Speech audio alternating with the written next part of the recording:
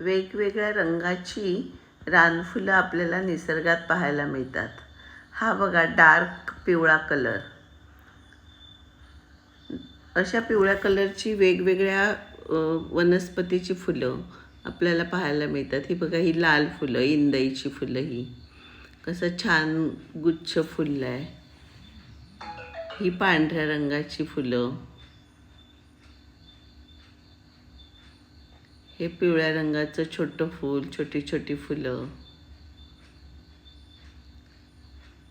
हा royal blue कलरची ही अपराजिताची फुलं. हा लाईट पिंक कलर.